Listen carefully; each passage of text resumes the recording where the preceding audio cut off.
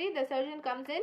So once the surgeon comes in, it's very important to observe each and everything he does, right from scrubbing and gowning. So it is important to observe this scrubbing procedure that the surgeon is carrying out, because it's very different from what we do is like 7 steps of hand wash every day in the ward, but then the surgeon is like washing until the elbow, until like 4 or 5 times he has to wash, and then opening of the sterile set, that has a different procedure. Until he's donning the gown completely, you have to observe the procedure. And then usually it's very good if you know the surgeon, like my particular hospital, I know the consultant surgeon, so he's very friendly and he will teach you, while doing the surgery he will teach you as what is being done. So it's better if you know the surgeon.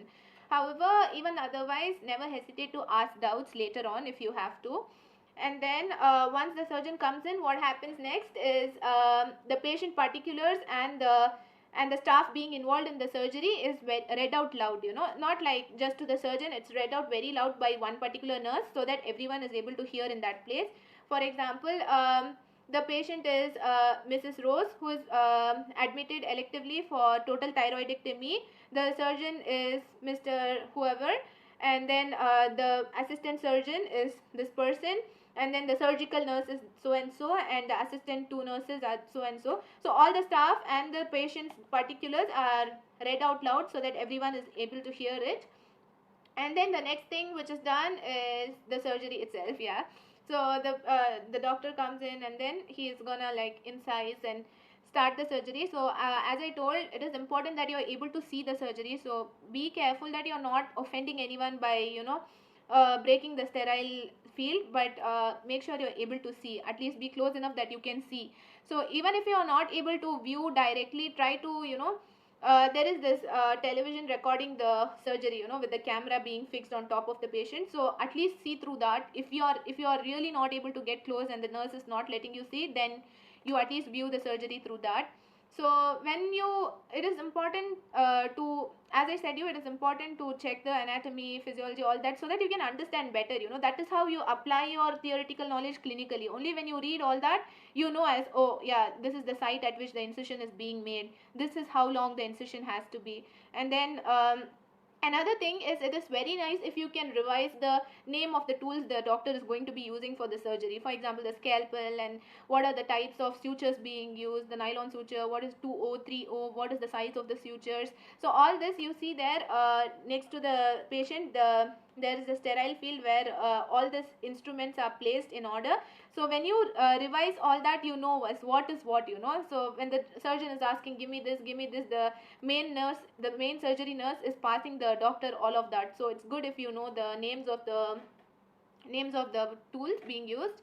And another important thing you need to do is hear the surgeon. As I said, if you know the surgeon personally, and if he is involved in teaching you, like if he is an adjunct lecturer as well, he will be teaching you as how he is doing the surgery and what is being done. For example, if it is thyroidectomy, he will tell you as this is this particular part, like after the incision, this is the recurrent laryngeal nerve which is being preserved for to avoid the hoarseness of voice.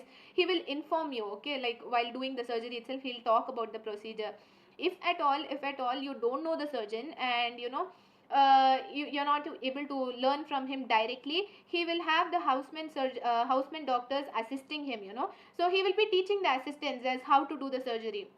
So it is very important that you are attentive enough during that period of time, so that you are able to hear him, and you can learn through that way. It's not always that directly if you're being taught only you learn. So when he's teaching the houseman doctors, you can learn even from that. So take that as a good opportunity to learn about the surgery from that. And then another thing is, observe the full procedure, right from the incision till the point the doctor is making the sutures. Observe the whole thing, because certain surgeries are quite long, and it might you might get bored, or at certain point, if you are losing the track of what is being done, you might lose motivation to stay there till the end. So it is very important you look through the whole surgery. Even if you don't know certain things, it's good if you observe, like certain time when you later on learn about it, you will remember, oh yeah, we saw it in the surgery that day. So it's important that you see the whole procedure, be patient enough to learn the whole procedure, like by staying there. And then you have to have the knowledge about workshops.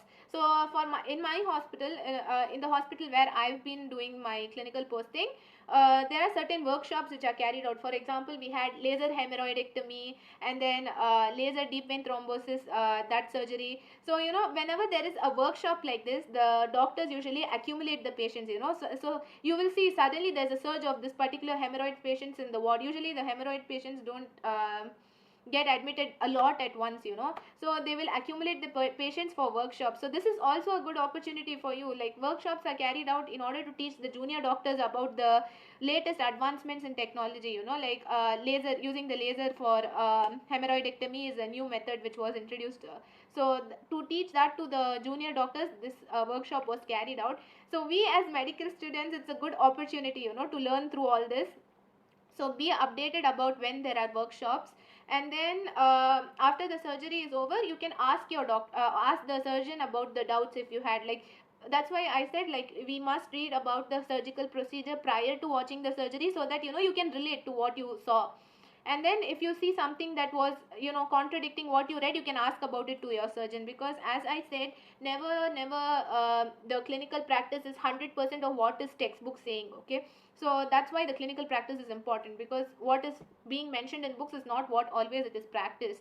So it is important that you are able to compare what is being practiced and what is being told in the books, and ask your surgeon about it. So another thing is, after surgery you need to clerk the patient again.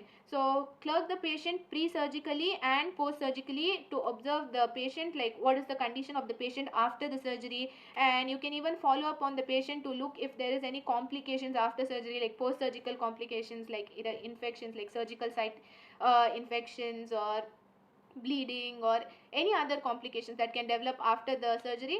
So you must clerk the patient after the surgery. Not just clerking after surgery in the ward, patients will even come up for the further follow-ups to the clinic. So when you have your hours in the surgery clinic, like OPD department, you can even like check on that particular patient, as how the patient is progressing after the surgery, and what is the recovery, and what is the status of the patient. So this is basically as how you need to approach the patient in the pre-surgery, post-surgery, and during the surgery itself. How, as a good student, you should be able to note down all this. Another thing I forgot to mention is, it's always better to make notes, guys. Like, during surgery, a surgery is not something that, not every surgery is like 1 hour or 2 hours. Sometimes it can be as long as half a day or full day. So in such surgeries, you might have doubts all through the surgery. So it's better to make notes as what you want to ask the surgeon after the surgery. So the questions, basically, like, if you have doubts in certain things, make notes about it, and after surgery make sure you clear it up with your surgeon. So usually, guys, if you have an inquisitive mind, if you are being proactive, the surgeon will really really help you to learn. So that's why I tell, it's always important for you to be proactive, in order that they become interested to teach you. So that is it for this video. Thank you so much.